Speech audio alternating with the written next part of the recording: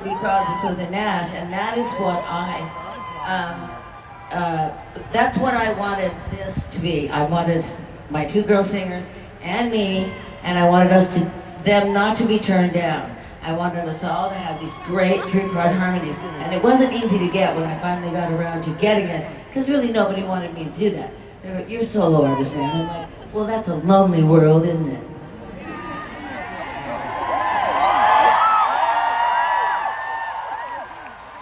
So anyway, I decided in all my 18-year-old arrogance that I would record this song someday.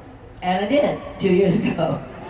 And I love it. And so I love it so much for a lot of reasons. First of all,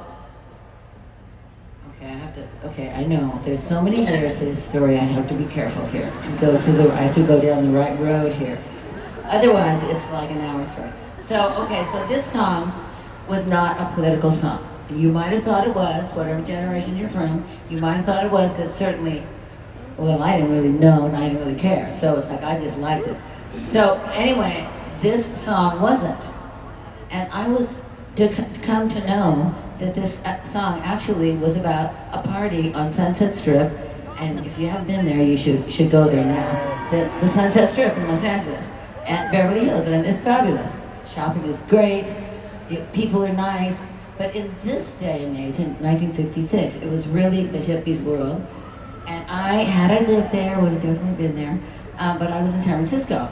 So, I know, so that was good too.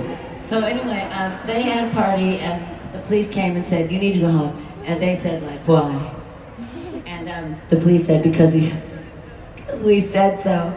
And they're like, "Oh, well, that's not gonna make us go home." So anyway, it did make them go home, because I think they did go home. They're not there now anyway. So Stephen Stills went home and was so inspired by this ridiculous thing that happened that he wrote this song. So when I started hearing it again, like 2 years ago, I started to go like, you know what? I'm gonna record this song, and I'm gonna do it on stage too. And the reason I'm gonna do it is, even though it wasn't political, I'm going to tell people that it is now.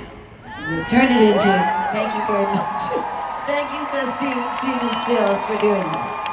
So it is now, and what it stands for me is, what I say to everybody in America for the last 2 years is, just no matter what, just vote. That's all.